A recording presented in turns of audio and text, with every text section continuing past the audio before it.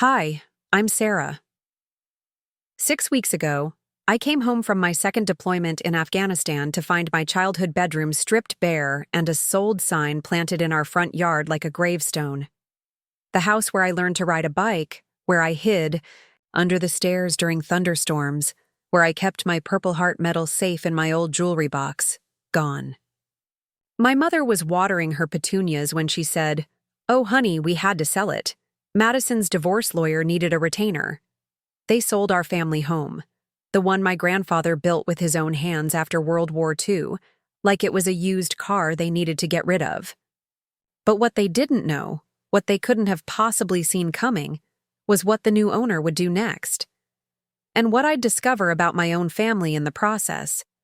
Preparing and narrating this type of story took us long efforts and hard work. So if you are enjoying the story, please consider subscribing to our channel. Before we dive in, let me ask you something. Have you ever served your country, sacrificed years of your life, only to come home and feel like a stranger in your own family? Have you ever been treated like your dreams and memories didn't matter by the very people who were supposed to have your back? Drop a comment and tell me what time you're watching this and where you're from. I read every single one, and I want to hear your story too. Tuesday mornings in Millfield, Ohio had always carried this particular weight of possibility. The kind of small-town quiet where you could hear Mrs. Henderson's wind chimes 3 houses down and smell the bread baking at Murphy's Deli from 2 blocks away. I'd been dreaming about these Tuesday mornings for 18 months, through sandstorms and rocket attacks, through sleepless nights in a tent that never quite felt safe enough to truly rest. The flight from Ramstein had been delayed by 6 hours, and by the time I finally pulled my duffel bag off the carousel at Columbus, my whole body ached with that bone-deep exhaustion that comes from carrying too much weight for too long. Not just the gear, but everything else. The hypervigilance that never quite turns off, the way your shoulders never fully relax, the constant mental inventory of exits and potential threats. Coming home was supposed to fix that. Coming home was supposed to feel like exhaling. I drove the familiar route through downtown, past the high school where I'd played varsity soccer, past the library where I'd spent countless afternoons researching colleges and dreaming about my future. The trees were fuller than when I'd left, the seasonal decorations different, but everything else looked exactly the same, unchanged, waiting for me. That's why the sold sign hit like a physical blow. It wasn't just any house. This was 847 Maple Street, the white colonial with blue shutters that my grandfather, Staff Sergeant Robert Mitchell, had built in 1952 when he came back from Korea. He'd mixed every bag of concrete himself, hung every piece of siding, installed every window with hands that had held rifles and grenades, but somehow still knew how to create something beautiful and lasting. He'd built it for my grandmother, for the family they were going to raise, for the grandchildren who would run through those same hallways 50 years later. I was one of those grandchildren. This house was supposed to be mine. I sat in my Jeep for a long time, engine still running, air conditioning fighting against the Ohio humidity. The sign was professional, glossy, with the kind of red diagonal banner across it that screamed victory in real estate language. Hartwell and Associates. Sold in just 14 days, according to the smaller print at the bottom. I checked my phone.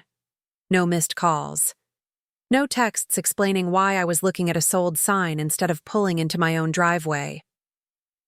The front door opened, and my mother stepped out carrying a watering can that belonged in the kitchen of this house. My house. She was wearing the yellow sundress she always put on when she was nervous, the one with tiny flowers that made her look smaller somehow. When she saw my Jeep, her face did something complicated. Not quite guilt, not quite surprise, but something that made my stomach clench with recognition. I'd seen that expression before, in the faces of soldiers who'd been caught in a lie that was about to unravel. In the mirror, when I'd tried to explain to my commanding officer why I'd missed formation because I was having a panic attack in a supply closet. "Sarah!" she called out, voice pitched too high, too bright. "You're early! We weren't expecting you until this evening." I turned off the engine and stepped out slowly, my combat boots crunching on the gravel driveway.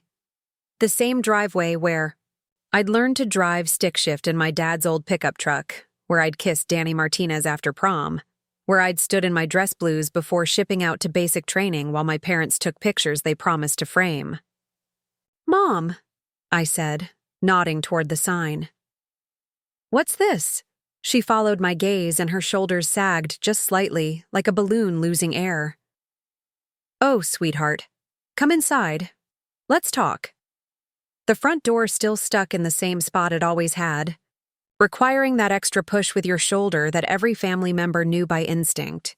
But when I stepped inside, something was wrong. The house felt hollow, echoey. The walls were bare, pale rectangles marking where family photos had hung for decades. The living room furniture was gone except for a single folding chair and a TV tray holding a stack of papers. "Where is everything?" I asked, though part of me already knew. "Storage unit," my father said, emerging from the kitchen with a coffee mug that said, "World's Best Dad," a Father's Day gift I'd bought him when I was 12. Most of it anyway. Some we donated. Your mother's been meaning to go through those boxes for years. Dad looked older than his 62 years, more gray in his hair, deeper lines around his eyes, a slight stoop to his shoulders that hadn't been there when I'd left. He wore his Tuesday uniform, khaki pants, button-down shirt, reading glasses hanging from a chain around his neck. Retirement had been kind to him in some ways, but there was something brittle about his smile, something that didn't quite reach his eyes. "Dad, why is there a sold sign in our yard?" He exchanged a look with my mother, one of those married couple telepathic conversations that happen in the space between heartbeats. She nodded almost imperceptibly, and he cleared his throat. "Sit down, Sarah. Please." I remained standing. In the military, you learn that sitting down during difficult conversations is often a mistake. Better to be ready to move, ready to react, ready to defend yourself if necessary. Standing felt safer. Madison needed help, my mother said, setting down the watering can and wringing her hands. "The divorce has been so expensive, and Richard's lawyer is just ruthless. He's trying to take everything, even the kids' college funds." Madison, my older sister by 3 years, who'd married her high school sweetheart right after college graduation and spent the last 8 years posting about their perfect life on social media. Madison, who'd never missed a family dinner or forgotten a birthday, who'd never left Ohio, never questioned whether this life was enough, never wondered what else might be out there beyond the borders of our small town. "So you sold the house," I said, my voice coming out flatter than I intended. "We had to liquidate assets quickly," my father explained, using the kind of financial language that sounded rehearsed. "The equity in the house was our biggest resource. Madison's lawyer said if we didn't act fast, Richard could claim half of any money we gave her as a gift, which would make it part of the marital property division." I stared at them both, trying to process what I was hearing. "And nobody thought to call me? To ask me? To even mention that you were planning to sell my childhood home while I was deployed?" "You were overseas," my mother said. Like that explained everything. "We didn't want to worry you with family drama when you had more important things to focus on. More important things. Like staying alive. Like keeping my squad alive. Like spending 18 months in a war zone where every morning started with the question of whether this would be the day someone didn't make it home. Like earning a Purple Heart when an IED exploded 30 feet from our convoy and sent shrapnel tearing through my left shoulder, leaving scars I'd carry forever." "This house was supposed to be mine," I said quietly. "Grandpa Bob always said it would be mine someday." "Well, technically," my father started, then stopped himself when he saw my expression. "Technically what?" "Technically it was in our name. Your grandfather left it to us when he passed, not to you specifically." The words hit like a punch to the solar plexus. Not because they weren't true, but because of how easily he said them. How quickly my parents had reduced my grandfather's promises, my childhood, my entire sense of home and belonging, to a technicality. "Where am I supposed to live?" I asked. "You can stay with us," my mother said quickly. Madison found a lovely rental house on the other side of town. 3 bedrooms, fenced yard for the kids, really quite nice. There's a basement apartment that would be perfect for you while you get back on your feet. Get back on my feet. Like I was a college dropout who'd blown through my savings, not a decorated veteran coming home from serving my country. Like I was the family charity case instead of the family member who'd sacrificed the most. I looked around the empty living room one more time, remembering Christmas mornings and birthday parties, homework sessions at the dining room table, and late-night conversations with my grandfather about his time in Korea, about service and sacrifice and what it means to protect the things that matter most. "How much?" I asked. "What?" "How much did you sell it for?" Another look passed between them. "Sarah, that's not really—" "How much did my childhood home sell for so my sister could pay her divorce lawyer?" My father sighed.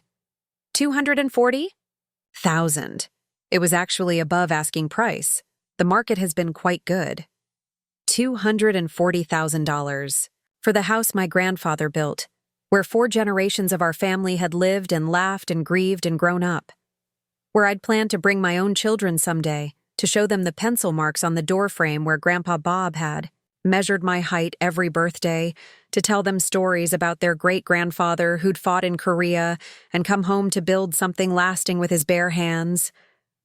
"When do I have to be out?" I asked. "The closing was yesterday," my mother said softly. "The new owners are taking possession on Friday." 3 days. I had 3 days to say goodbye to the only home I'd ever known. Wednesday afternoon settled over.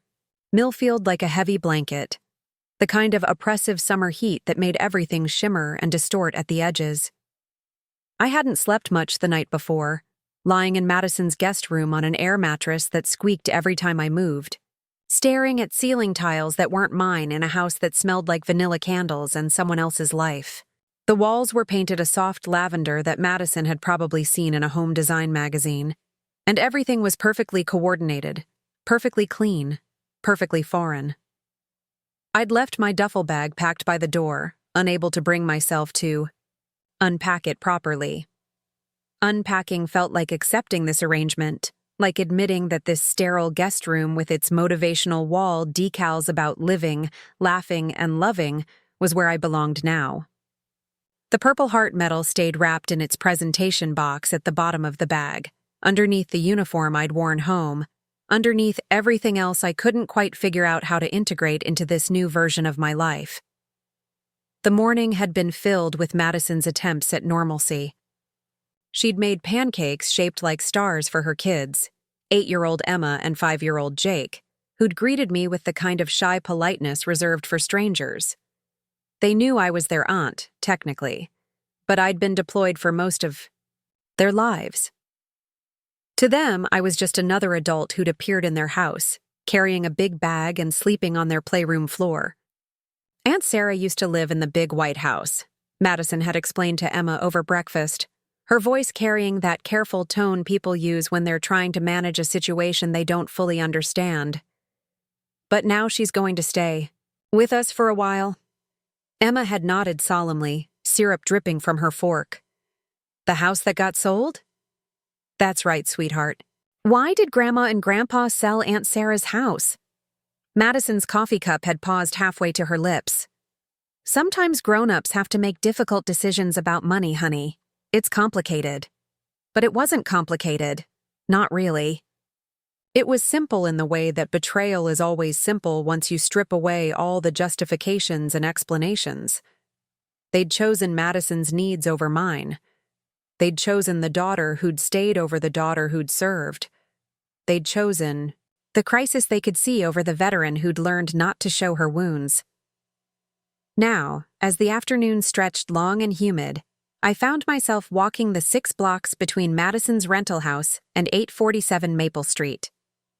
I told myself I was just getting exercise, just reacquainting myself with the neighborhood, but my feet carried me there with the same muscle memory that had once guided me home from school every day for 12 years. The house looked different. In daylight, somehow smaller than it had seemed in my memories, but also more solid, more real. The blue shutters needed paint, and the front porch had a loose board that creaked when you stepped on it in just the right spot. I knew exactly where that board was, could have found it blindfolded. Grandpa Bob had always meant to fix it, but somehow it had become part of the house's personality, a small imperfection that made it ours. I sat on the curb across the street, in the shade of Mrs. Chen's old oak tree, and just looked. The afternoon light filtered through the leaves above me, casting shifting patterns on the sidewalk that I'd traced with my fingers as a child, waiting for the school bus on countless mornings just like this one. September mornings when the air smelled like pencil shavings and new beginnings. January mornings when the frost made everything look like a fairy tale. May mornings when the world felt full of possibility, and summer stretched ahead like an endless gift. A moving truck rounded the corner, its diesel engine rumbling with the authority of significant cargo. I watched as it pulled into the driveway of 847 Maple Street, my driveway, and backed up to the front door with practiced precision. Two men in matching blue uniforms began unloading boxes and furniture, their movements efficient and impersonal. They didn't know they were handling someone else's dreams, someone else's memories. To them, this was just another job, another address, on a clipboard. The front door opened and a woman stepped out. She was probably in her 50s, with graying hair pulled back in a neat ponytail, and the kind of capable bearing that suggested she was accustomed to managing complex situations. She wore jeans and a t-shirt that said, Michigan State Alumni, and she moved with the confidence of someone who belonged wherever she happened to be standing. Behind her came a man about the same age, tall and lean with calloused hands that spoke of work done outdoors or with tools. He surveyed the moving truck's contents with the eye of someone making mental calculations, figuring out how everything would fit, where each piece would go in the space that had once held my family's entire world. I should have left then. Should have walked back to Madison's house and started the process of figuring out what came next, how to build a life in a place that wasn't home with people who felt like kind strangers. Should have started looking for an apartment, a job, a way to move forward that didn't involve sitting on a curb staring at my childhood like it was a museum exhibit. Instead, I stayed. I watched them carry in a dining room table that looked like it had been inherited rather than bought, sturdy and scarred with the kind of wear that comes from decades of family dinners. I watched them unload boxes labeled kitchen and master bedroom and kids' toys in careful block letters that suggested an organized mind and a methodical approach to life's transitions. The woman noticed me eventually. She paused in directing the placement of a bookshelf and shaded her eyes with one hand, looking across the street to where I sat in the dappled shade. For a moment, we simply looked at each other across the distance that separated the person who'd lost a home from the person who'd gained one. She said something to her husband, who glanced over as well. They had a brief conversation I couldn't hear, and then she started walking toward me. I tensed, ready to stand and leave, to avoid whatever awkward exchange was about to happen. But something in her expression stopped me. She didn't look annoyed or suspicious. She looked concerned. "Are you all right?" she asked when she reached the edge of the sidewalk. Her voice carried a slight accent I couldn't place, something that rounded the edges of her words and made them sound warmer than the Ohio flatness I was used to. "I'm fine," I said automatically, the response trained into me by years of military discipline and family expectations. You're always fine, even when you're not. Especially when you're not. She studied my face for a moment, and I had the uncomfortable feeling that she could see through the automatic response to whatever was underneath. "You've been sitting here for almost an hour. In this heat. Are you sure you're all right?" An hour. I hadn't realized I'd been there that long. Hadn't noticed the way the shadows had shifted or the way the afternoon heat had settled into my bones. Time had a way of becoming elastic when you were grieving, stretching and contracting without your permission. I used to live here, I said, the words coming out before I could stop them. In that house. It was my childhood home. Her expression shifted, understanding dawning. You're Sarah. The way she said my name, like she already knew it, sent a chill down my spine despite the heat. How do you know my name? Your parents mentioned you when we signed the papers. They said their daughter was deployed overseas, that she'd grown up in the house. She paused, looking back at the movers who were now carrying in what appeared to be a piano. They seemed to think you'd moved on from it. Moved on. Like home was something you could simply decide to leave behind. Like childhood memories were clutter you could donate to Goodwill when they became inconvenient. I'm Elena, she said, extending her hand. Elena Vasquez, and that's my husband, David. We're the ones who bought your house. I shook her hand, noting the calluses on her palm that matched her husband's, the strength in her grip that spoke of physical work and earned competence. Sarah Mitchell. Mitchell, she repeated thoughtfully. Like the name on the workshop in the basement. Robert Mitchell, it says on a sign above the workbench. My grandfather's workshop. I'd forgotten about that sign, carved from a piece of maple and painted in neat black letters.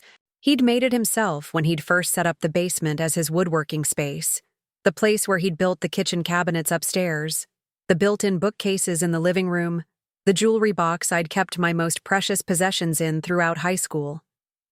That was my grandfather, I said. He built this house after he came back from Korea. Elena nodded slowly, as if pieces of a puzzle were clicking into place in her mind. We wondered about the craftsmanship. Everything is so solid, so well made. You can tell it was built by someone who knew what he was doing, someone who cared about making it last. The moving men called out something in Spanish, and Elena responded in the same language, her voice taking on a different rhythm, a different music. She turned back to me, and I could see her making some kind of decision. Would you like to see it? She asked. Before we get everything moved in and settled? I imagine it's strange, watching strangers take over your childhood home. The offer caught me off guard. I'd expected to be politely dismissed, or perhaps reported as some kind of suspicious person lurking around their new property. I hadn't expected kindness, or understanding, or an invitation to step back into the space that had been taken from me. I don't want to intrude, I said. You're not intruding. You're coming home. The words hung between us in the thick afternoon air, carrying a weight that Elena might not have intended, but that I felt all the way down to my bones. Coming home. Not visiting, not saying goodbye, but coming home. As if home was something that couldn't be sold, couldn't be transferred with a deed and a check, couldn't be taken away by parents who'd forgotten what they'd promised and what they owed. The front door still required that familiar shoulder push, the same slight resistance that had greeted me every day for 18 years.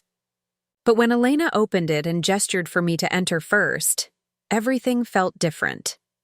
The walls were bare, stripped of the family photographs that had documented decades of birthdays, graduations, Christmas mornings, and ordinary Tuesdays that had seemed unremarkable until they were gone. The hardwood floors looked naked without the Persian runner my grandmother had saved for 3 years to buy, the one that had cushioned countless footsteps and absorbed the sound of children racing. Through hallways. The living room stretched before me, empty except for boxes stacked along the walls and the movers' equipment. But I could still see it as it had been just days ago. My father's recliner positioned at the perfect angle to watch television while keeping an eye on the front yard. My mother's reading chair by the window where the afternoon light was best. The coffee table scarred with ring stains from decades of mugs and glasses and the weight of everyday life. The bones are beautiful, Elena said, running her hand along the chair rail that my grandfather had installed himself, each piece of molding cut and fitted with the precision of someone who understood that details mattered. Whoever built this house knew what he was doing. I traced the same path her hand had taken, feeling the smooth wood that Grandpa Bob had sanded and stained with infinite patience. "He learned carpentry in the Army Corps of Engineers," I said. "Used to tell me that if you're going to build something, you build it to last. No shortcuts, no cheap materials, no cutting corners just to save time." David appeared in the doorway, wiping sweat from his forehead with a bandana. "The piano's in," he announced, "though I think we're going to need to tune it after that ride, in the truck." "David's a music teacher," Elena explained. "High school band director. That piano has moved with us 3 times now, and it gets more temperamental with each relocation. There was a piano here when I was growing up," I said. "An old upright that my grandmother played. She tried to teach me, but I was more interested in soccer and climbing trees." The kitchen felt smaller without the round oak table where we'd eaten thousands of meals, where I'd done homework while my mother cooked dinner, where my grandfather had taught me to play cribbage on rainy Sunday afternoons. The cabinet stood open, revealing empty shelves that had once held my grandmother's china, my mother's everyday dishes, the collection of coffee mugs that had accumulated over decades of family vacations and holiday gifts. "These cabinets are original to the house," I said, opening one of the upper doors and running my finger along the smooth interior. "My grandfather built them himself. See how the joints fit together? No nails, just precise cuts and wood glue. He said nails were for people who didn't measure twice and cut once." Elena examined the cabinet construction with the eye of someone who appreciated craftsmanship. "We noticed that in the basement workshop, too. All his tools are still down there, organized on pegboards like he just stepped away for lunch. Your parents said we could have whatever we wanted from the workshop." My chest tightened. Grandpa Bob's tools, the ones he'd collected over 40 years of building and fixing and creating. The hand planes he'd maintained with obsessive care, the chisels he'd sharpened to surgical precision, the measuring devices that were worn smooth from decades of use. Tools that had built this house, that had shaped my childhood through the projects we'd worked on together, the birdhouses and toy boxes and picture frames that had emerged from that basement workshop like magic. "He taught me to use those tools," I said. "Started when I was 8 years old with a piece of scrap wood and a small hammer. By the time I was 12, I could cut a dovetail joint that would make a furniture maker proud." We climbed the stairs to the 2nd floor, my feet finding each step automatically, avoiding the one that creaked loudest, stepping carefully on the one that was slightly higher than the others. The hallway stretched ahead, doors opening onto rooms that had housed my entire childhood, but now stood empty, waiting for someone else's life to fill them. My old bedroom faced the backyard, and afternoon sunlight streamed through windows that needed washing, casting rectangles of golden light on floors that bore the faint outlines of where furniture had stood for years. The built-in bookcases my grandfather had constructed were empty now, but I could still see them as they'd been, filled with Nancy Drew mysteries and Harry Potter books, soccer trophies and science fair ribbons, the collection of ceramic horses I'd been obsessed with in middle school. "This was my room," I said, standing in the doorway like I was visiting a museum exhibit of my own past. "From the time I was 7 until I left for basic training." Elena joined me in the doorway, looking around the empty space with the kind of attention that suggested she was trying to see it through my eyes. "It has good light," she said. "Good energy. You can tell it was a happy room." The closet where I'd hidden Christmas presents, where I'd kept my diary locked in a shoebox, where I'd stored the dress blues I'd worn to military balls and formal occasions, stood open and bare. But mounted on the back wall, overlooked in the hasty packing, was a small wooden shelf that Grandpa Bob had installed to hold my most precious possessions. And sitting on that shelf, somehow forgotten in the chaos of moving, was a small mahogany box. I stepped into the closet and lifted the box carefully, feeling its familiar weight in my hands. The wood was smooth and dark, polished to a deep shine that reflected the overhead light. My grandfather had made it for my 16th birthday, carving my initials into the lid with the same precision he brought to all his projects. "What is it?" Elena asked softly. I opened the lid slowly, feeling the hinges that still moved silently after all these years. Inside, nestled in the red velvet lining my grandfather had cut and fitted himself, were the things I'd treasured most as a teenager: a program from my high school graduation, the letter of acceptance to college, a photo of me and my grandfather taken the day I'd left for basic training, both of us squinting in the morning sun, his hand on my shoulder in a gesture of pride and blessing. And beneath it all, wrapped in tissue paper that had yellowed with age, was a small American flag. Not the large ceremonial flag that had draped his casket, but the small one he'd carried in his wallet throughout his service in Korea. The one he'd given me the day I'd told him I was enlisting. He said every soldier should carry a piece of home with them, I said, my voice catching slightly as I lifted the flag from its tissue paper wrapping. Something to remind them what they're fighting for.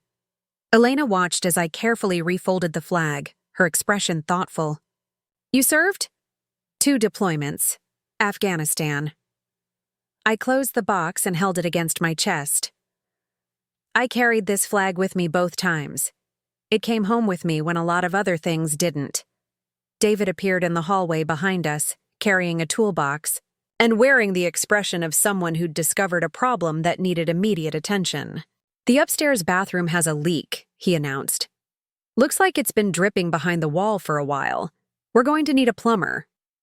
"The pipes in this house are probably original," I said. Grandpa Bob replaced what he could himself, but he always said the main lines would need professional attention eventually.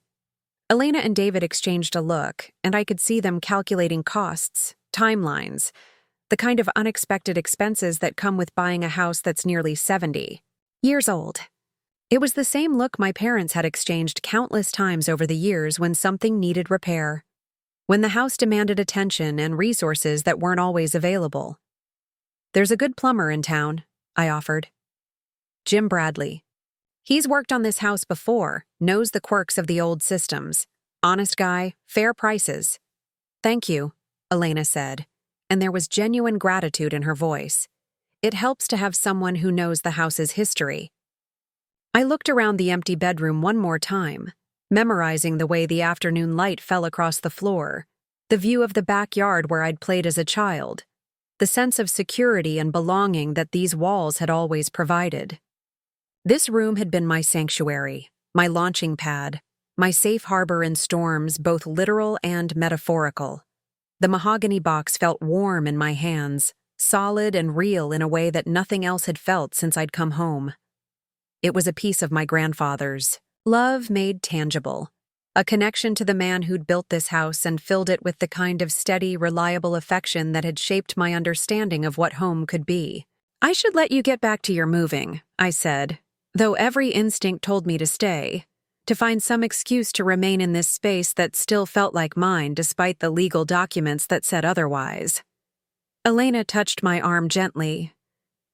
"You're welcome here anytime," she said. "This house has a long history, and you're part of that. We don't want to erase that." As we walked back downstairs, past the movers who were carefully positioning a couch in the living room, past boxes labeled, "with the contents of someone else's life," I felt something shifting inside me. Not acceptance exactly, but a recognition that this house would continue to be loved, would continue to shelter and nurture and provide the kind of solid foundation that my grandfather had intended when he'd built it with his own hands all those years ago. The front door opened to reveal a woman in a business suit, checking her phone and looking around with the practiced eye of someone accustomed to evaluating properties and possibilities. "Mrs. Vasquez?" she called out. "I'm Janet Hartwell from Hartwell and Associates. I just wanted to check in and see how the move is going." The real estate agent, the one whose sign had been the first indication that my world had shifted irrevocably, that the home I'd dreamed about during long nights in Afghanistan was no longer mine to return to. Janet Hartwell stepped into the house with the confident stride of someone who viewed properties as investments rather than homes, her heels clicking. against the hardwood floors that my grandfather had installed board by board. She wore a navy blazer and carried a leather portfolio that probably cost more than most people's monthly rent, and when she smiled, it was the practiced expression of someone who made a living smoothing over complications and managing expectations. "Everything looks wonderful," she said, surveying the partially moved-in living room with professional satisfaction. "The buyers I showed through here last week were so impressed with the original craftsmanship. You really got a gem with this place." Elena and David exchanged glances, the kind of wordless communication that comes from years of marriage and shared decision-making. "We're very happy with the house," Elena said carefully, "though we're discovering some of the challenges that come with a property this age." "Nothing that can't be handled," Janet said with a dismissive wave. "These old houses have such character, much more personality than the cookie-cutter developments they're building now." I stood near the staircase, still holding my grandfather's mahogany box, feeling like an intruder in my own childhood home. Janet's gaze swept past me without recognition, then returned with the sharp focus of someone trying to place a face. "I'm sorry, are you with the moving company?" she asked. "No," I said, my voice steady despite the anger building in my chest. "I'm Sarah Mitchell. This was my family's house." Recognition dawned on Janet's face, followed quickly by the kind of professional discomfort that comes from encountering an inconvenient truth. "Oh," she said, her smile faltering slightly. "Sarah, your parents mentioned you were overseas." "I was. I'm back now." "Well, that's wonderful. I'm sure you're happy for your parents, getting such a good price in this market. The house sold faster than we expected." The casual way she said it, like my childhood home was just another transaction in her monthly sales report, made my jaw clench. "Actually, I didn't know it was for sale until I came home and saw your sign in the yard." An uncomfortable silence settled over the room. Janet's expression shifted from professional cheerfulness to careful neutrality, the look of someone who'd walked into a family situation she hadn't been briefed on properly. "I see," she said slowly. "Well, these family decisions can be complicated. I'm sure your parents had their reasons." Elena stepped forward slightly, and I could see her reading the tension in the room, the way the air had changed when Janet started talking about the sale like it was something to celebrate.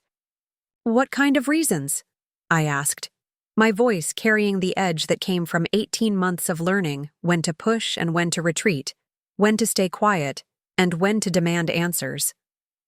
Janet's portfolio shifted in her hands, and she glanced toward the door like she was calculating her exit strategy. "Financial situations, family needs, these things happen. The important thing is that everyone benefits from the outcome." "Everyone benefits," I repeated. "Who exactly benefited from selling my grandfather's house without telling the granddaughter who grew up here?" "Sarah," Elena said gently, her voice carrying a warning that I was about to cross a line I might regret. But I was past caring about lines. I'd spent 18 months in a war zone following orders, keeping my mouth shut when officers made decisions that put people in danger, swallowing my opinions when bureaucrats who'd never seen combat made policies that got soldiers killed. I was done being quiet when adults made decisions about my life without consulting me. "No, I want to know," I said, taking a step toward Janet. "I want to know how selling someone's childhood home while they're deployed in Afghanistan benefits everyone involved." Janet's face flushed, and her professional mask slipped just enough to reveal the irritation underneath. "Your parents needed to liquidate assets quickly for a family emergency. I provided them with excellent market analysis and helped them achieve an above-asking price sale in record time. That's my job." "Your job," I said, "was to sell my family's house to pay for my sister's divorce." "I don't get involved in clients' personal financial decisions," Janet said stiffly. "I provide real estate services, not family counseling." Elena moved between us, her presence calm but firm. "Perhaps we should continue this conversation outside," she suggested. "The movers need to finish up here." But Janet was already backing toward the door, her heels clicking more rapidly now, her professional composure returning as she put distance between herself and the confrontation she hadn't expected to walk into.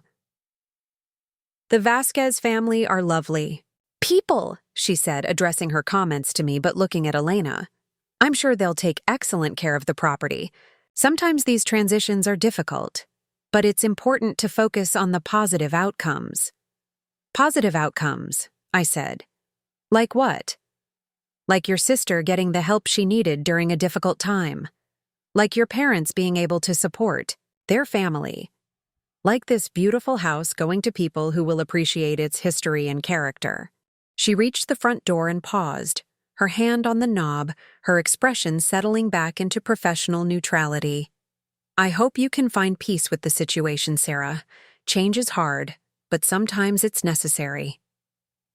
The door closed behind her with a soft click, leaving Elena, David, and me standing in the sudden quiet of the living room. The movers continued their work around us, their movements efficient and practiced, unaware of the emotional minefield they were navigating. "I'm sorry," I said to Elena and David. "You shouldn't have had to witness that." "Don't apologize," Elena said firmly. "You have every right to be angry." David nodded, adjusting his grip on the toolbox he was still carrying. We had no idea the circumstances of the sale were so complicated. "They're not complicated," I said, sinking onto the bottom step of the staircase where I'd sat countless times as a child, tying shoes before school, waiting for my grandfather to come up from his workshop, hiding from thunderstorms that made the house shake. "They're just unfair." Elena sat down beside me, uninvited but not unwelcome. "Tell us what happened," she said. "The real story." So I did. I told them about my grandfather building this house with his own hands, about the promise he'd made that it would be mine someday, about growing up in these rooms and thinking of them as the place I'd always return to. I told them about leaving, for basic training with his blessing and his flag in my pocket, about 2 deployments where this house had been the image I carried when things got bad enough that I needed something solid to hold on to.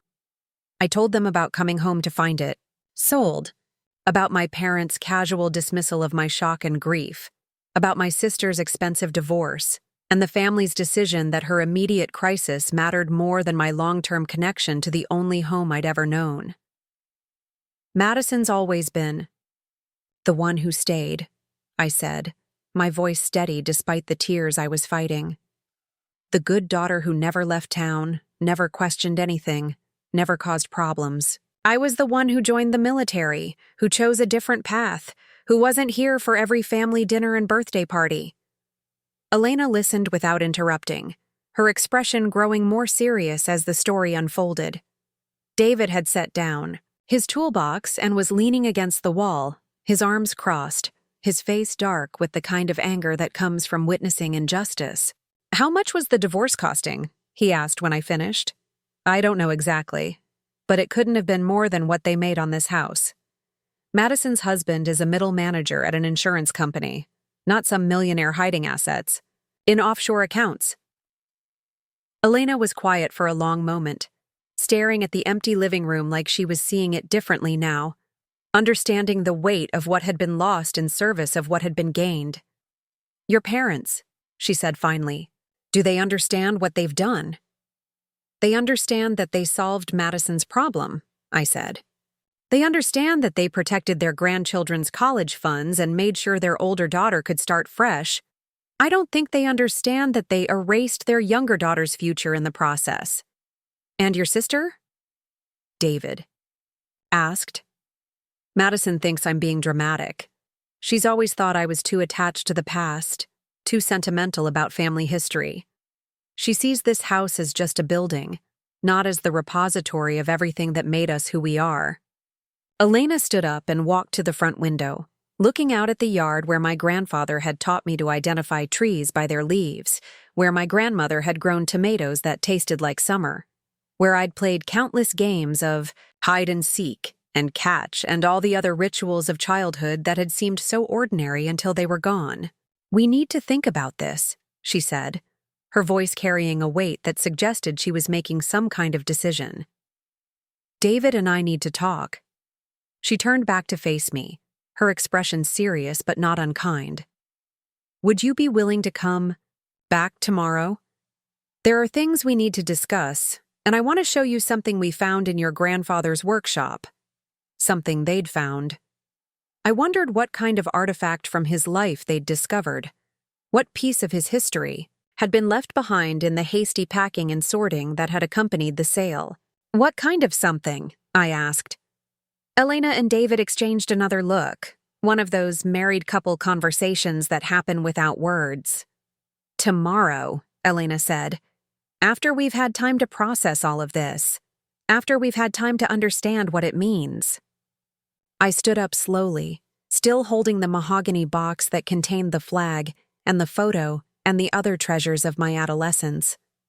The house felt different now, charged with possibility and uncertainty in equal measure. "Thank you," I said.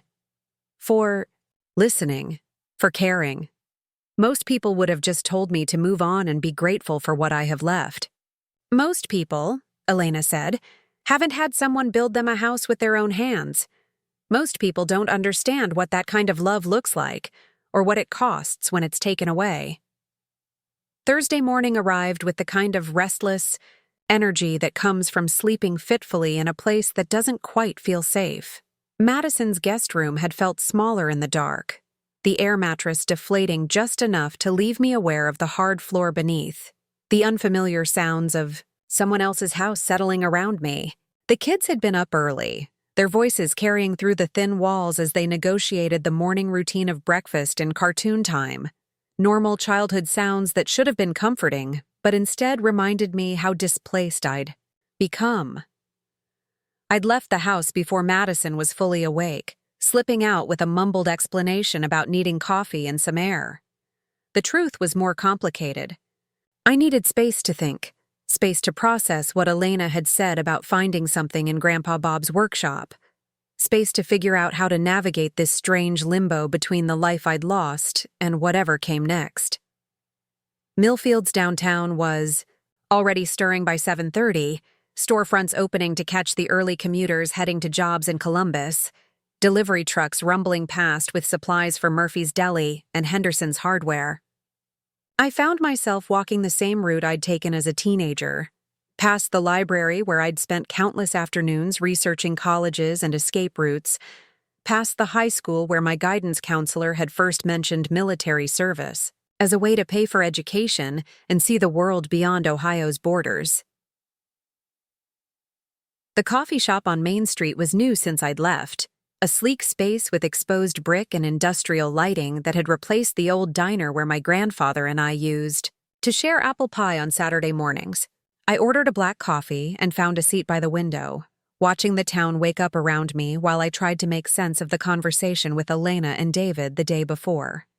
My phone buzzed against the table. A text from Madison. "Where are Hugh? Mom called looking for you. Says you need to come get your things from storage." My things. The remnants of 18 years of life in that house, reduced to whatever had fit in boxes during the hasty packing that had preceded the sale. I typed back, "At coffee shop downtown. We'll call Mom later." The response came immediately. "She's really stressed about this whole situation. Maybe you could try to be understanding." Understanding. The same word my parents had used, the same expectation that I should absorb this betrayal gracefully, that I should prioritize everyone else's comfort over my own legitimate grief and anger. I turned off the phone and slipped it into my pocket, not trusting myself to respond with anything that wouldn't make the situation worse. At 9:30, I walked the 6 blocks to 847 Maple Street, my steps slowing as I approached the house. That had once been mine. The moving truck was gone, and Elena's car was parked in the driveway next to David's pickup truck.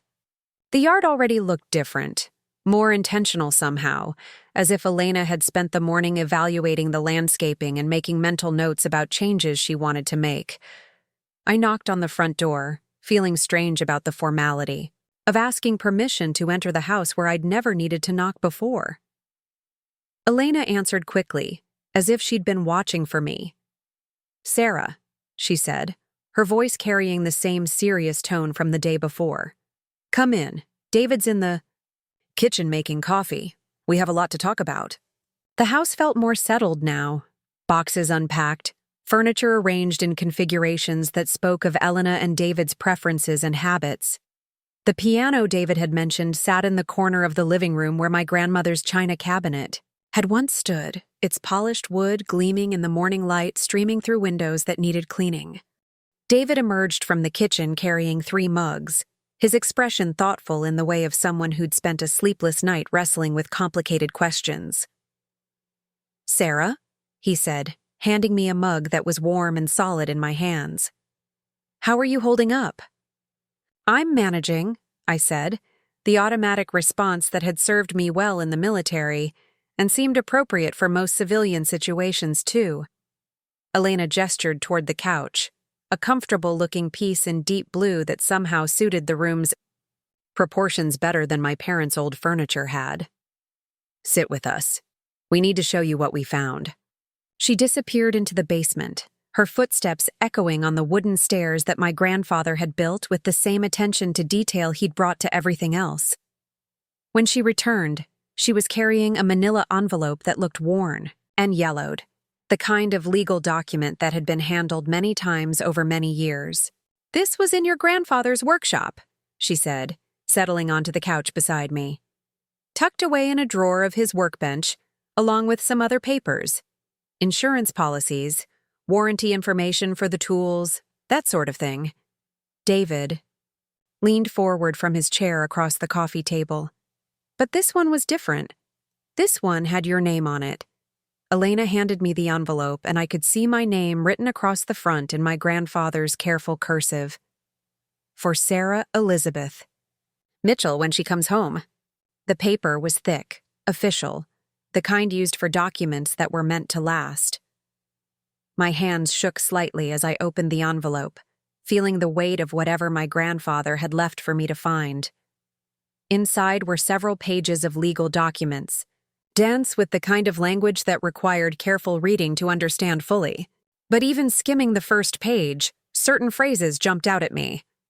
Last will and testament of Robert James Mitchell, and specific bequest, and 847 Maple Street, Millfield, Ohio. He left me the house, I said, my voice barely above a whisper. In his will. He left me the house. Elena nodded slowly. Not just the house.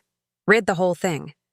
I spread the pages across the coffee table, my coffee growing cold as I absorbed the full scope of what my grandfather had written. The will was dated 3 years before his death, updated with the kind of meticulous attention to detail that characterized everything he did. He'd left small bequests to various family members, charitable donations to organizations he'd supported, and then the bulk of his estate, including the house and all its contents, to me. But there was more. A second document, signed and notarized, that spelled out his reasoning in language that was both legal and heartfelt. I leave this house to my granddaughter Sarah Elizabeth Mitchell, because she alone among my descendants understands what it means to serve something larger than oneself, what it means to sacrifice for others, what it means to build something lasting and strong. This house was built with love and intended to shelter those who understand the value of both tradition and progress, of roots and wings. This doesn't make sense, I said, reading the documents again to make sure I wasn't misunderstanding something crucial. My parents said he left everything to them. They said I had no legal claim to the house. David's expression was grim. Your parents either never saw this will or they chose not to acknowledge it. But how is that possible? Don't wills go through probate? Don't lawyers handle these things? Elena reached for another document from the envelope, this one more recent, bearing the letterhead of a Columbus law firm. This is a copy of the will that was probated after your grandfather's death, the one that left everything to your parents. I compared the two documents, noting the dates, the witness signatures, the notary stamps that made them official. The will that had been probated was dated 6 months before my grandfather's death. The will that left me the house was dated 3 years earlier. Someone destroyed the newer will, I said, the implications hitting me like a physical blow. Someone made sure the older will was the only one that went through probate. It looks that way, Elena said gently. David stood up and began pacing, his teacher's instincts kicking in as he tried to organize complex information into manageable pieces. The question is whether your parents knew about the newer will and deliberately suppressed it, or whether your grandfather never told them about the changes he'd made. I thought about my grandfather's last months, the way he'd grown increasingly frail but never less sharp, never less aware of the family dynamics that swirled around him.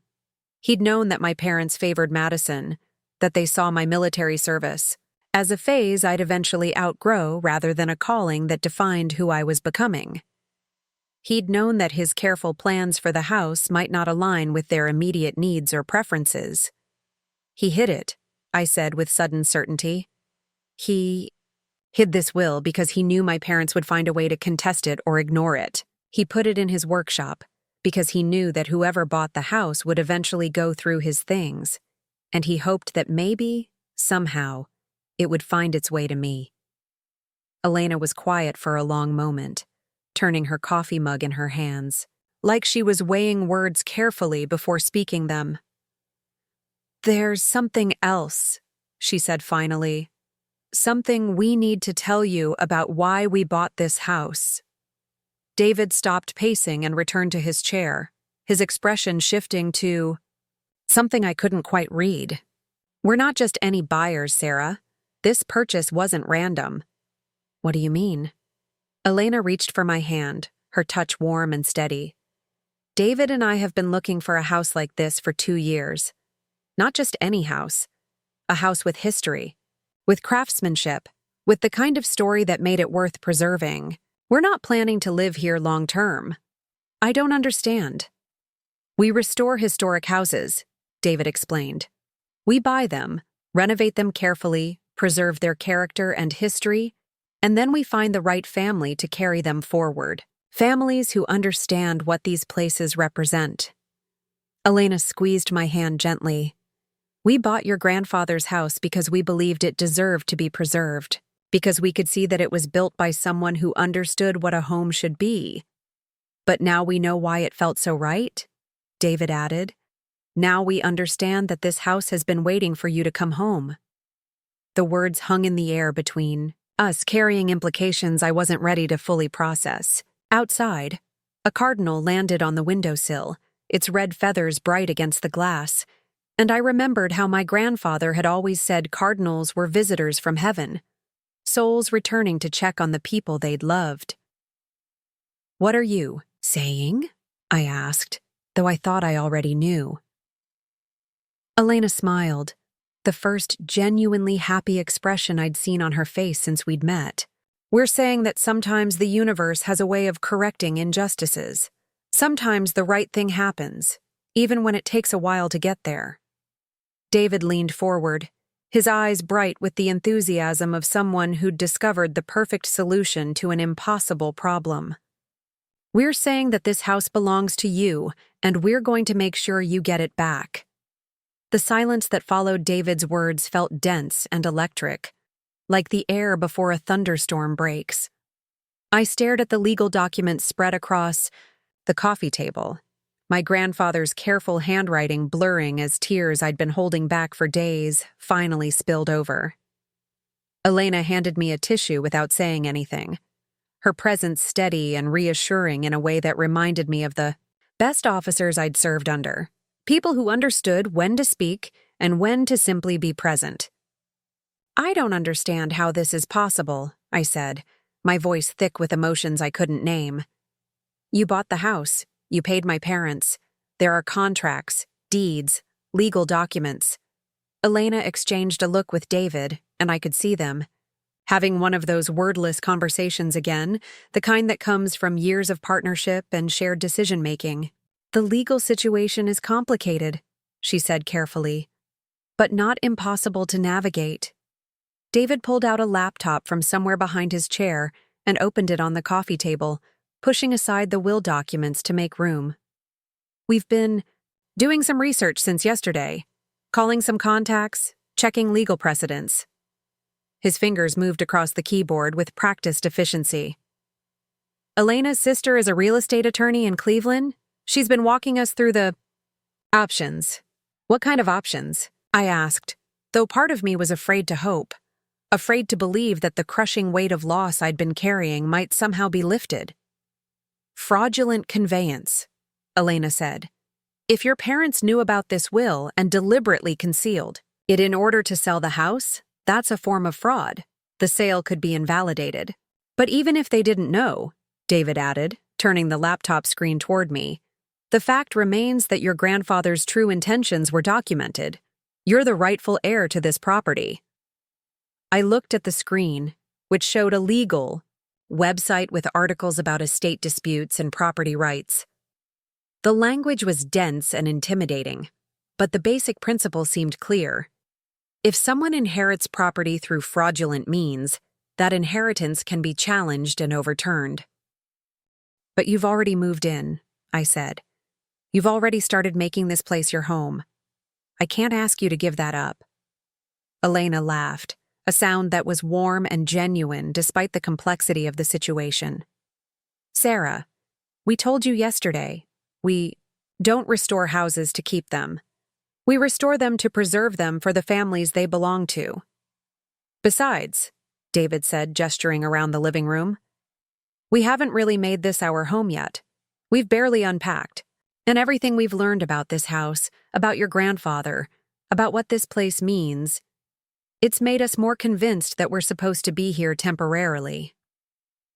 I stood up and walked to the front window, looking out at the yard where my grandfather had taught me to recognize bird calls, where my grandmother had grown the flowers that filled the house with color every summer. The morning light was different now, softer somehow, as if the world had shifted slightly on its axis and everything looked more possible than it had an hour ago.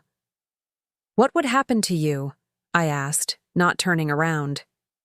If the sale was invalidated, would you lose the money you paid? That's the beauty of fraudulent conveyance law, Elena said. If the sale is overturned because of fraud, we'd be entitled to full restitution from the sellers. Your parents would have to pay us back every penny, plus interest and legal fees. The implications hit me like a physical blow. My parents would have to return the money they'd already given to Madison, the money that had paid for her divorce attorney and her fresh start. They'd have to find another way to solve her crisis, another source of funds that didn't involve selling property that had never legally belonged to them. They'll fight it, I said. My parents aren't going to just accept that they made a mistake and hand over the house. They might not have a choice, David said gently. If we can prove that your grandfather's intentions were clear, if we can show that the newer will represents his true wishes, the legal system will enforce those wishes regardless of what your parents prefer. I turned back to face them. These two strangers who had somehow become the most important allies I'd ever had. Why? I asked.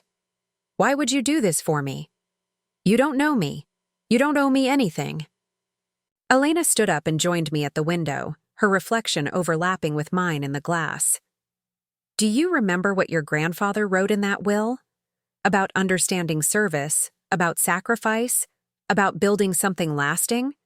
I nodded, not trusting my voice. David and I have spent 20 years working with historic properties, she continued. We've seen too many houses torn down or gutted because families didn't understand their value. We've seen too many stories lost because people forgot what came before them. This house has a story, David added. Your grandfather's story, your family's story, your story. That's worth preserving. Elena turned to face me directly, her expression serious but kind. And you have a story too, Sarah. A story about service and sacrifice that your family doesn't seem to appreciate. You served your country. You earned that Purple Heart. You came home expecting to find the life your grandfather promised you. You deserve to have that promise kept. The weight of possibility settled over me, heavy and light at the same time.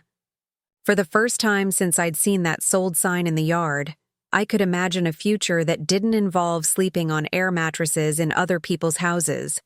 A future that included the workshop where my grandfather had taught me to measure twice and cut once, the kitchen where my grandmother had made cookies on snow days, the bedroom where I'd dreamed about the woman I wanted to become. What happens next? I asked. Preparing and narrating this type of story took us long efforts and hard work. So, if you are enjoying the story, please consider subscribing to our channel. David closed the laptop and gathered the legal documents into a neat stack. Next, we call Elena's sister and start the legal process. We file a challenge to the probate, present evidence of the newer will, and request that the court invalidate the sale. How long will that take?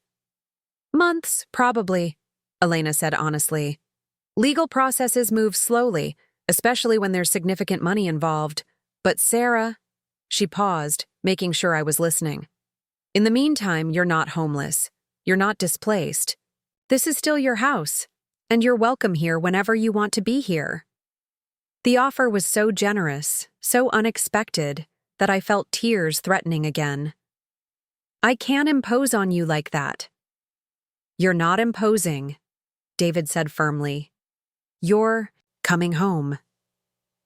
Elena walked to the mantelpiece where someone, probably David, had arranged a few photographs and small decorative objects. She picked up a small potted plant, some kind of succulent that looked hardy and resilient. This was sitting on the kitchen counter when we moved in, she said, holding the plant carefully, along with a note that said, "For the new family, May, your roots grow deep and your branches reach high." She handed me the plant, and I recognized my mother's handwriting on the faded note. Your family left this for us, but I think your grandfather would want you to have it. I held the small pot in my hands, feeling the weight of earth and possibility, of roots that had survived displacement and would grow again given the right conditions. Outside, the cardinal that had been sitting on the windowsill took flight, its wings catching the morning light as it soared toward whatever came next. The call came at 11:30 that same morning, just as Elena was showing me. The letters my grandfather had written to various craftsmen about restoration work he'd planned, but never completed. My phone buzzed against the coffee table with the specific ringtone I'd assigned to my mother's calls. A simple, utilitarian sound that matched our relationship. I stared at the screen for a long moment before answering, watching my mother's name flash insistently while Elena and David pretended to be absorbed in organizing papers. They were giving me privacy without actually leaving, and I appreciated their tactful presence more than I could express. Hello, Mom. Sarah Elizabeth Mitchell. Where have you been? My mother's voice carried that particular strain of irritation, mixed with worry that I remembered from my teenage years, when coming home 15 minutes past curfew would trigger a lecture about responsibility and consideration for others. I've been calling you all morning. I've been at the house, I said, settling back onto the couch and watching Elena trace the edge of one of my grandfather's blueprints with careful fingers. At 847 Maple Street. The silence that followed stretched long enough for me to count my own heartbeats. When my mother spoke again, her voice had shifted to the tone she used when she was trying to manage a situation she didn't fully understand. Honey, that's not our house anymore. I know this transition is difficult, but you can't just show up at strangers' property whenever you feel nostalgic. They're not strangers, I said. Elena and David invited me. We've been having coffee and looking through some of Grandpa Bob's old papers. Another pause. Shorter this time, but heavier somehow. What kind of papers? I looked across the coffee table at the will documents, still spread out like evidence in a case that was building itself, piece by piece. Elena caught my eye and nodded encouragingly, and I felt something shift inside me, a recognition that I was done protecting other people from uncomfortable truths. His will, Mom, the real one, the one where he left the house to me. The sound my mother made wasn't quite a gasp and wasn't quite a sigh, but something caught between the two. Sarah, I don't know what you think you've found, but your grandfather's will was very clear. He left everything to your father and me. We went through probate. We have all the legal documents. You have some of the legal documents, I said, surprised by how steady my voice sounded. But not all of them. David had moved to the window and was looking out at the backyard, but I could see the tension in his shoulders, the way he was listening to every word even while trying to give me space for this conversation. I think you need to come home, my mother said, her voice taking on the brisk, problem-solving tone she used when she'd decided a situation needed to be managed. Madison made your favorite pasta salad, and we can all sit down and talk about this calmly. I am home, Mom. You're in someone else's house, looking through documents that probably don't mean what you think they mean.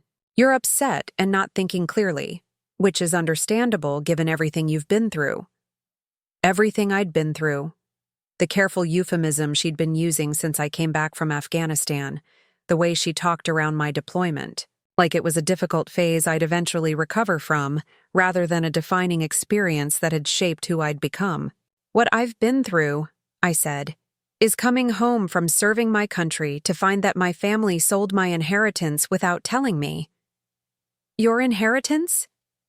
My mother's voice rose slightly, the first crack in her carefully controlled tone. Sarah, you're 26 years old. You have your whole life ahead of you. Your grandfather's house was an asset that your father and I needed to manage responsibly. Responsibly, I repeated. By selling it to pay for Madison's divorce? Elena looked up from the blueprints, her expression shifting to something protective and alert. She'd heard enough of the conversation to understand the direction it was taking, and I could see her preparing to offer support if I needed it. Madison was in crisis, my mother said, her voice carrying the defensive edge that appeared whenever anyone questioned the family's collective decision to prioritize Madison's needs over everyone else's. She needed immediate help, and we were the only ones in a position to provide it. What about asking me? What about waiting until I came home so we could discuss the options together? You were deployed, Sarah. You had more important things to worry about than real estate decisions. The dismissal in her voice hit like a slap. More important things than the promise my grandfather had made, than the future I'd carried with me. Through 2 tours of duty, than the sense of belonging that had sustained me through the worst moments of a war that had taken pieces of my soul, I was still trying to recover. Mom, I said, my voice dropping to the tone I'd learned to use when delivering news that would change everything. I need you to listen to me very carefully. Grandpa Bob wrote a new will 3 years before he died. In that will, he left the house to me. The will that went through probate was older, outdated, and doesn't represent his final wishes. That's impossible, she said immediately. He would have told us if he'd changed his will. Would he? Would he really have told you that he'd decided to leave his house to the granddaughter you've spent my entire life treating like a backup? Plan? The words hung in the air between us, carrying the weight of 26 years of being the daughter who was expected to understand, to be flexible, to accept whatever decisions the adults made without complaint. Sarah Elizabeth, that is enough. My mother's voice had gone cold, the temperature drop that preceded serious consequences in the emotional weather system of our family. You are being dramatic and hurtful, and I will not tolerate it. Then, don't, I said, feeling something settle into place inside me. Something that felt like the moment in basic training when you finally understand that you're stronger than you thought you were. Don't tolerate it. Because I'm done pretending that selling my inheritance without telling me was a reasonable thing to do. Elena had abandoned any pretense of not listening, and was now watching me with the intense focus of someone witnessing a transformation. David had turned from the window and was leaning against the wall, his arms crossed, his expression grim but supportive. Where are you getting these ideas? My mother demanded. Who's been filling your head with this nonsense about inheritance and legal documents? The people who bought the house, I said. The people who found Grandpa Bob's real will in his workshop and had the decency to show it to the person it actually belonged to. Those people are strangers, Sarah. They don't understand our family situation. No, I said, looking around the living room where my grandfather's love still lived in every carefully crafted detail, where Elena and David had somehow understood, in 2 days, what my own family had failed to grasp in 26 years. They're not strangers anymore. They're the people who are helping me get my home back. The silence that followed was different from the earlier pauses, deeper and more final. When my mother spoke again, her voice carried the chill of a bridge being burned. If you pursue this, Sarah, if you try to undo what we've done to help your sister, you will tear this family apart. Mom, I said, standing up and walking to the mantelpiece where Elena had placed the small plant, touching its sturdy leaves with gentle fingers. I think this family was already torn apart. I'm just finally ready to admit it. I hung up the phone before she could respond, before she could deploy the guilt and manipulation that had kept me quiet for so many years. The silence in the room felt clean somehow, like the air after a storm, has passed and washed everything clear. Elena stood up and walked over to me, her hand resting lightly on my shoulder. How do you feel? I considered the question seriously, taking inventory of the emotions churning through me. Terrified, I said honestly, but also free. David joined us at the mantelpiece, his expression thoughtful. What did she say about the will? She said it was impossible, that Grandpa Bob would have told them if he'd changed it. But he did tell someone, Elena said softly. He told you, in the only way he could. He made sure you'd find it when you came home. The law office of Martinez and Associates sat in a converted Victorian house on the outskirts of Columbus, its wraparound porch and gingerbread trim making it look more like someone's grandmother's house than a place where legal battles were planned and executed. Elena had arranged the meeting with her sister Carmen through a series of phone calls that had stretched late into Thursday evening, urgent conversations conducted in rapid Spanish that I couldn't follow but whose intensity I could feel from across the room. Carmen Martinez looked nothing like Elena except for the eyes, the same dark, intelligent gaze that seemed to see more than most people revealed. Where Elena was soft-spoken and thoughtful, Carmen radiated the kind of focused energy that came from years of courtroom victories and late-night case preparation.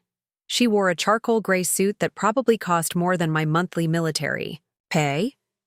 And when she shook my hand, her grip was firm enough to communicate that she took this situation seriously. Sarah, she said, gesturing for us to sit around a conference table that dominated the small front parlor.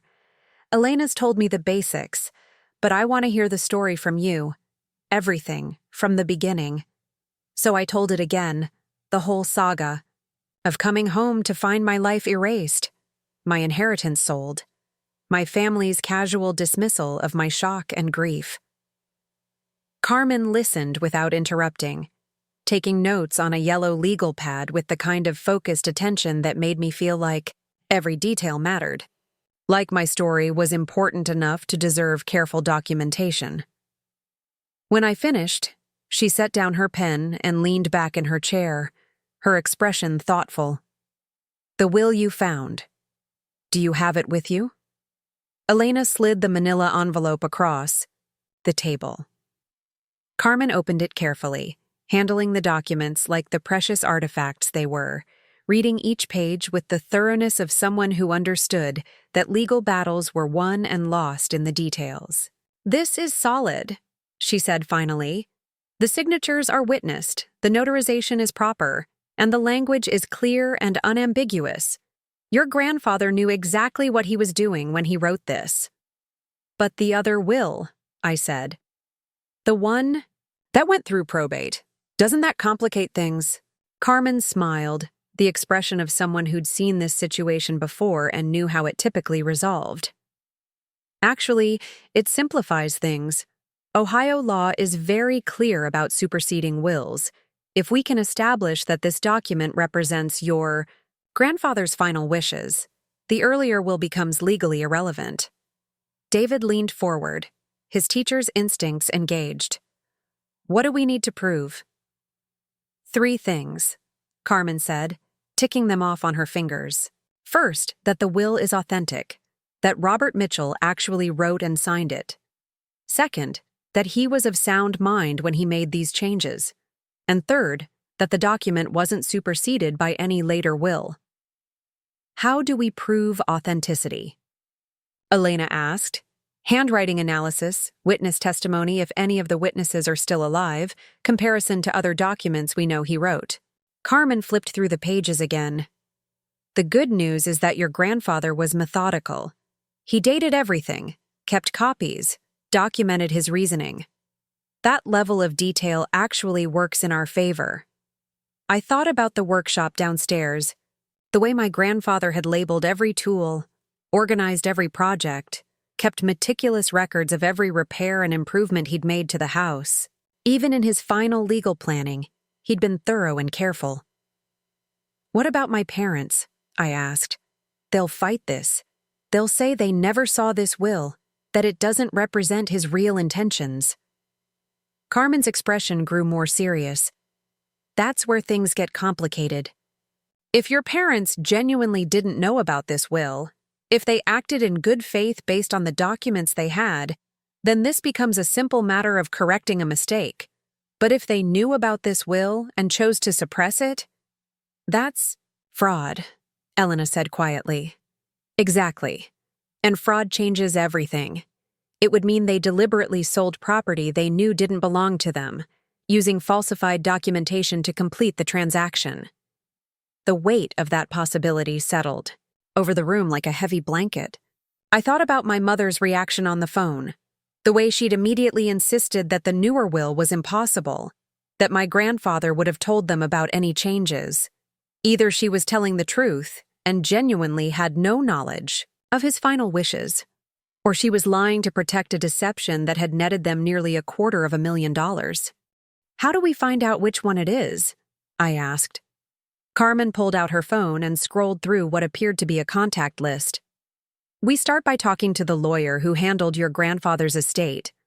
Someone filed that original will for probate, someone who should have conducted a thorough search for any later documents.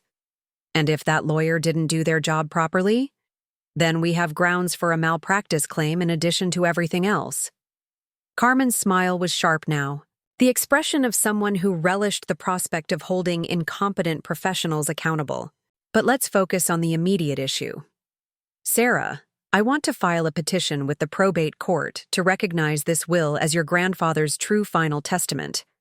That will freeze any further disposition of the estate and put us in a position to challenge the sale. Elena reached across the table and squeezed my hand. What does that mean for the house? It means that Elena and David's ownership becomes legally questionable until we resolve the underlying inheritance issue, Carmen explained. But since they're cooperating with the challenge rather than opposing it, we can structure things to protect their interests while we sort out the rightful ownership. David nodded slowly. We're prepared for that.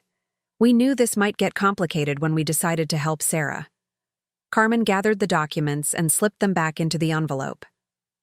I'll need a retainer to get started. $5,000 to begin with. More if this turns into a protracted battle. My heart sank. $5,000 might as well have been $50,000 given my current financial situation. Military pay wasn't generous, and I'd spent most of my savings on things I'd needed during deployment. Better gear, communication equipment, the small luxuries that made life in a war zone slightly more bearable. I don't have that kind of money right now, I said, feeling the familiar weight of being the family member without resources, without options, without the kind of support that opened doors and solved problems. Elena and David exchanged one of their wordless conversations, and Elena turned to Carmen with the expression of someone who'd already made a decision. We'll cover the retainer, she said, and any other costs that come up. Elena, no, I protested. I can't let you pay for my legal battle. You're not letting us do anything, David said firmly. We're choosing to do it because it's the right thing to do. Carmen looked between us, her expression shifting to something warmer, more personal. I've been practicing family law for 15 years, she said. I've seen a lot of inheritance disputes, a lot of families torn apart by money and property and old resentments. But I've never seen anything quite like this. What do you mean? I asked. I mean that most inheritance battles are about greed, about people fighting over money they think they deserve. This isn't about money. This is about a grandfather's love for his granddaughter, about promises that deserve to be kept, about people who understand that some things are worth more than their dollar value. She stood up and walked to the window that looked out on the street, where autumn leaves were beginning to turn, and the afternoon light was taking on the golden quality that spoke of seasons changing, of time moving forward, whether we were ready or not. I'll take this case, she said, turning back to face us. And not just because Elena's my sister, although that doesn't hurt. I'll take it because your grandfather deserves to have his wishes honored, and because you deserve to have the future he planned for you. Carmen returned to the table and opened her calendar, scanning dates and times with the efficiency of someone accustomed to managing complex schedules. I can file the petition on Monday. We should have a response from the court within 2 weeks, and then we'll know exactly what we're dealing with. What should I expect? I asked. Expect your parents to be angry. Expect them to hire their own lawyer and fight back hard. Expect this to get messy before it gets clean. Carmen's expression was kind but realistic. But also expect to win, Sarah. Because right is on your side, and in my experience, right usually finds a way to prevail. As we left the law office and walked back to Elena's car, I felt something I hadn't experienced since I'd come home from Afghanistan. Hope. Not the desperate, grasping hope of someone drowning, but the steady, confident hope of someone who'd found allies, who'd discovered that she wasn't as alone as she'd thought, who'd learned that sometimes the universe conspired to correct injustices in ways that seemed impossible until they happened. The Cardinal was back on the windowsill when we returned to 847 Maple Street, its red feathers bright against the glass, and I chose to take it as a sign that my grandfather was watching, that he approved of the battle we were about to fight in his name. Monday morning arrived with the crisp bite of October air and the kind of nervous energy that comes from knowing you're about to set irreversible events in motion. I'd spent the weekend at 847 Maple Street, sleeping in my old bedroom on an air mattress Elena had insisted on setting up, surrounded by boxes that contained someone else's life, but feeling more at home than I had since returning from Afghanistan. Carmen had called at 8:30 to confirm that the petition had been filed with the Franklin County Probate Court, her voice carrying the satisfaction of someone who'd completed the first move in what she expected to be a challenging but winnable game.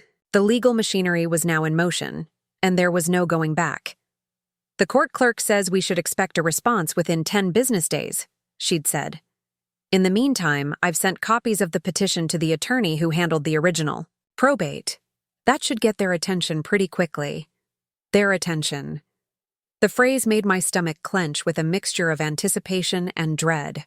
By now, my parents would know that their carefully constructed narrative about my grandfather's final wishes was being challenged by someone with legal firepower and documentary evidence. They would know that their comfortable resolution to Madison's crisis was under threat, that the money they'd used to solve her problems might have to be returned with interest and penalties that could devastate their retirement savings.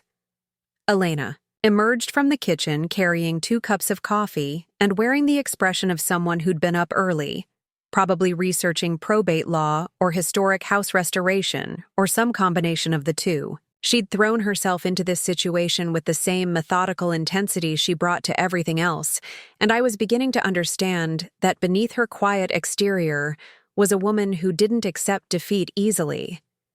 "David's already in the workshop," she said, settling onto the couch beside me. "He wants to catalog your grandfather's tools and projects before we do anything else. He says the level of craftsmanship down there is extraordinary." I sipped the coffee, which was strong, and hot and exactly what I needed to face whatever this day would bring. He really loved that workshop. Used to spend hours down there when I was little, building things for the house, fixing things that broke, teaching me how to use a saw and a drill and a measuring tape. "What kinds of things did you make together?" The question opened a floodgate of memories I'd been keeping carefully contained since I'd returned home. Everything. Birdhouses when I was 7, a toy chest for my dolls when I was 9, a bookshelf for my room when I turned 12. He always said that working with your hands was the best way to understand how the world fit together. Elena listened with the attention of someone who understood that these weren't just memories, but the foundation of who I'd become, the reason why losing this house felt like losing a piece of my soul. My phone rang, interrupting the peaceful moment, with the harsh electronic sound that had become synonymous with family crisis.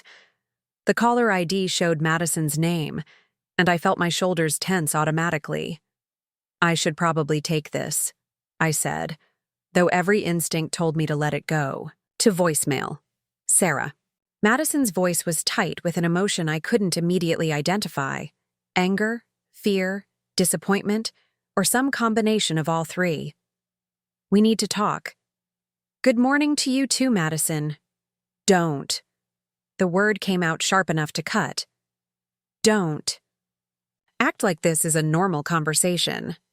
Mom called me this morning crying because some lawyer served papers on Dad.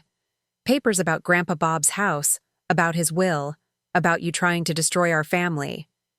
I walked to the front window, looking out at the yard where my grandfather had taught me to identify trees by their bark, where my grandmother had planted the daffodils that still bloomed every spring despite years of neglect. I'm not trying to destroy anything, I said. I'm trying to reclaim what was always mine. What was always yours? Madison's voice rose to the pitch she'd used as a teenager when she didn't get her way, when the world failed to arrange itself according to her preferences. Sarah, you've been gone for years. You left for the military, you went overseas, you made your own life.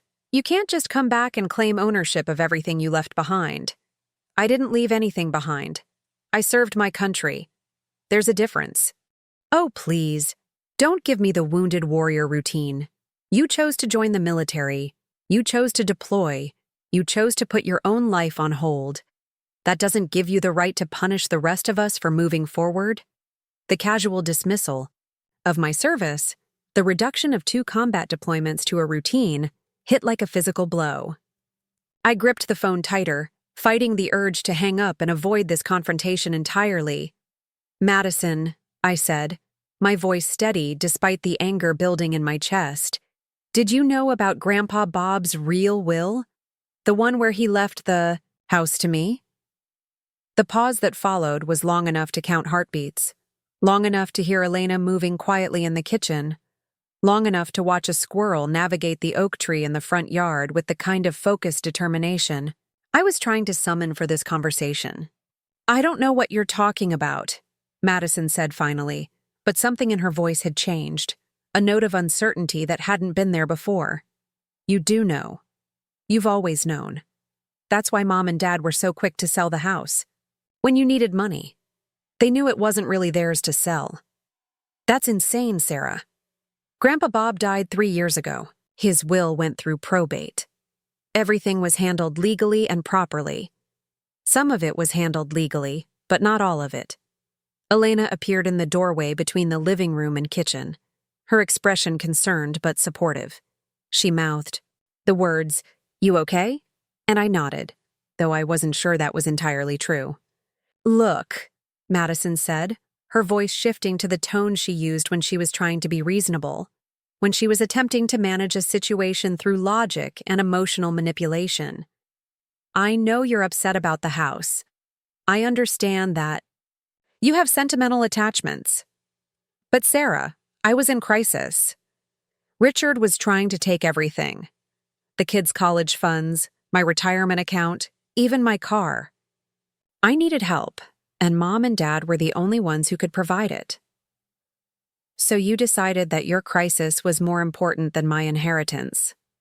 I decided that my immediate, life-threatening crisis was more important than your sentimental attachment to a building. Life-threatening. The hyperbole was so characteristically Madison that I almost laughed, except that there was nothing funny about the way she'd always claimed center stage in family dramas, the way her needs had always trumped everyone else's. Madison, I said, walking back to the couch and sinking into its comfortable embrace. I carried a photo of this house with me through 2 combat deployments. When mortars were falling and IEDs were exploding and people were shooting at me, I looked at that photo and reminded myself that I had something to come home to. Something that was mine.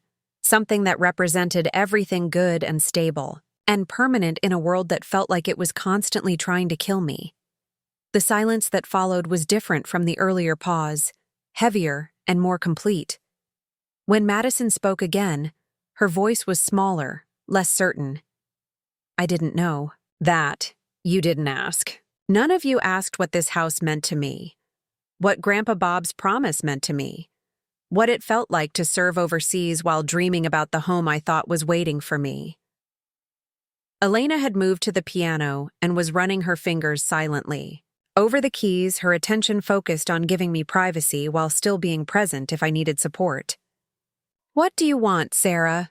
Madison asked, and for the first time in our conversation, she sounded like the sister I remembered from childhood rather than the adversary she'd become. "I want what Grandpa Bob left me. I want the house he built for me, the future he planned for me, the promise he made when I was 18 years old and scared about leaving home for basic training. And if you get it, if you somehow manage to overturn the sale and take the house back, what happens to my kids? What happens to their college funds that Richard's lawyer is trying to steal?" It was the question I'd been dreading, the one that made this situation more complicated than a simple matter of legal rights and inheritance law. Madison's children were innocent in this conflict, and their future shouldn't be sacrificed to correct the injustices of the past. "I don't know," I said honestly. "But Madison, that's not my problem to solve. You and Mom and Dad created this situation when you decided to sell property that didn't belong to you. The consequences of that decision aren't my responsibility. So, you're going to destroy our family over a house. I'm going to reclaim my inheritance. If that destroys our family, maybe our family was already more fragile than any of us wanted to admit." The line went quiet, and I could hear Madison breathing on the other end, processing implications and calculating costs with the same methodical approach she brought to household budgets and vacation planning. "Mom wants to meet," she said finally. "All of us together. She thinks we can work something out without lawyers and courts and public spectacle." "What kind of something?" "I don't know." "But Sarah, if this goes to court, if this becomes a legal battle, it's going to get ugly. Things will be said that can't be taken back. Documents will be made public that might embarrass people. Relationships will be damaged beyond repair." The threat was subtle but clear. Cooperate with the family's preferred resolution, or face consequences that extended beyond the immediate dispute. It was vintage family dynamics, the same pattern of manipulation and emotional blackmail that had shaped my childhood and adolescence. "Tell Mom I'll meet with her," I said, "but not at Madison's house, and not without Elena and David present. If she wants to negotiate, she can come here, to the house that should have been mine all along." Tuesday evening arrived with the weight of unfinished business and the electric tension that precedes long overdue confrontations.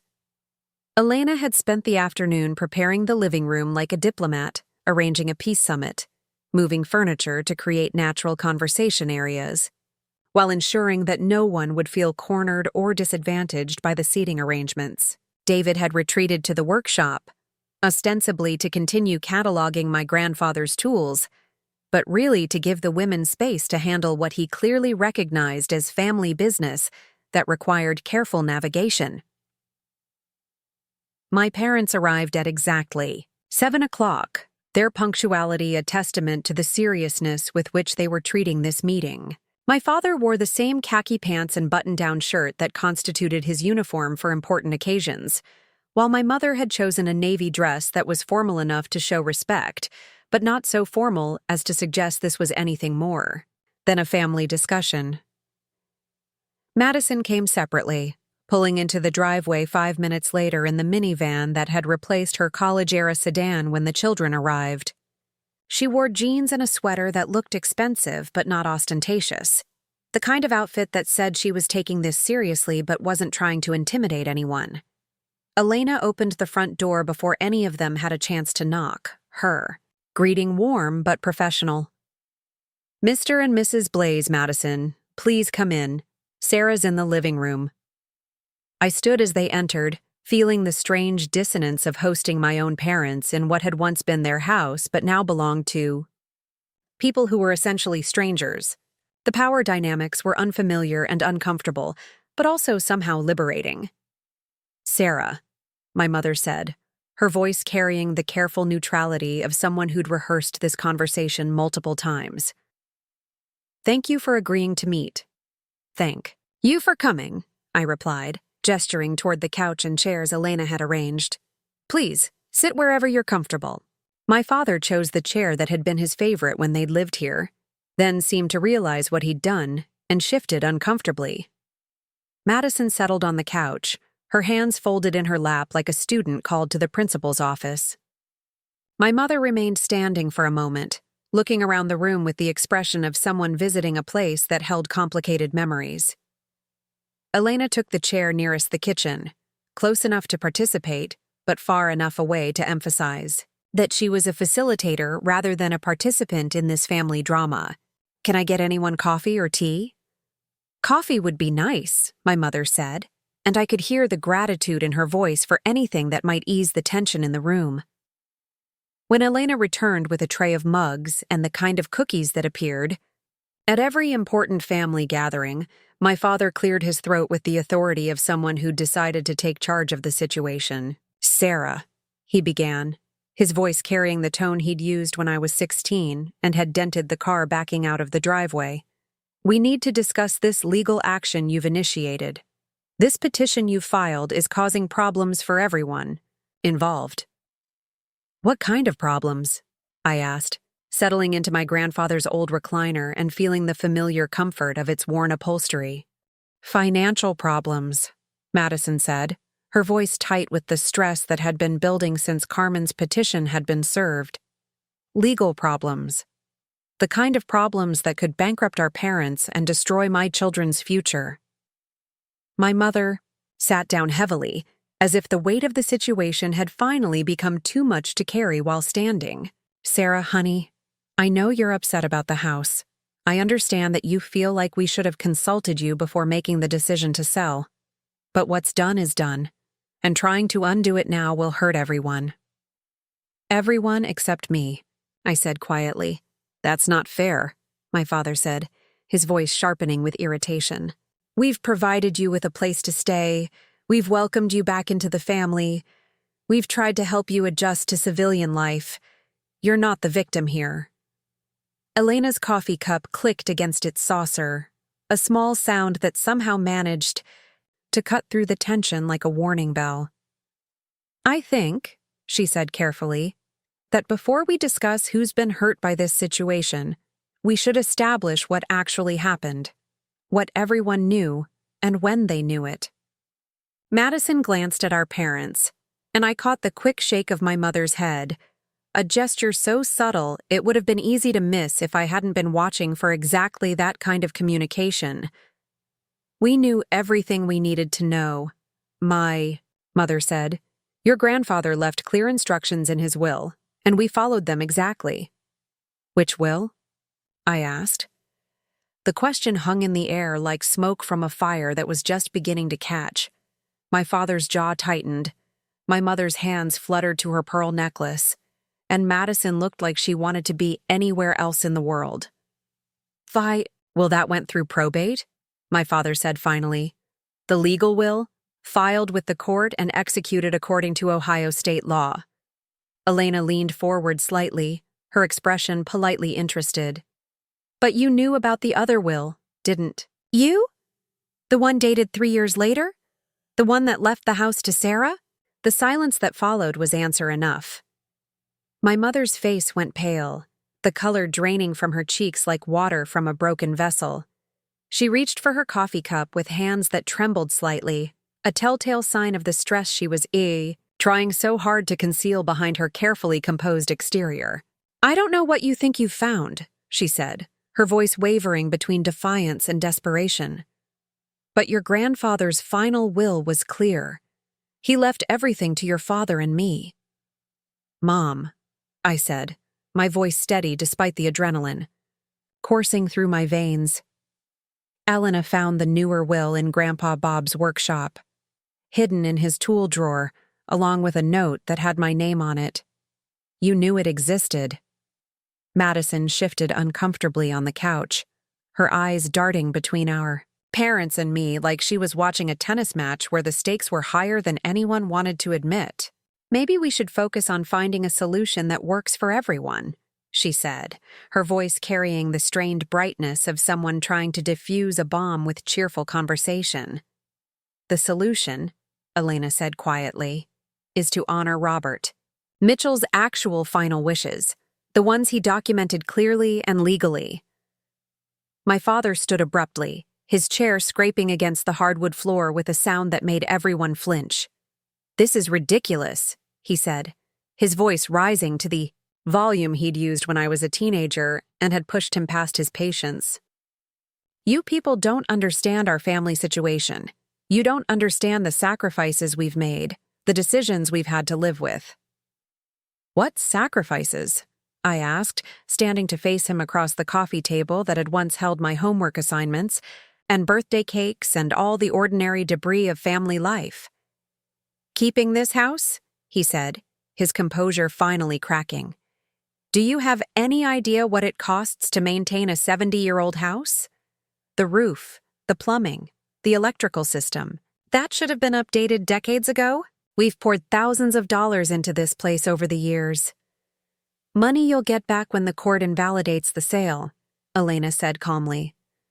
"Money we don't have to give back," my mother said, her voice sharp with panic. "Money that's already been spent on legal fees and starting over and trying to protect Madison's children from a vindictive ex-husband." The truth was finally emerging, piece by piece, like a puzzle that had been scattered across the table and was now being reassembled by reluctant hands. They had known about my grandfather's newer will. They had chosen to suppress it because it interfered with their plans to solve Madison's crisis with my inheritance. "You destroyed it," I said, the realization hitting me like a physical blow. "You found the newer will and you destroyed it so it couldn't interfere with the probate."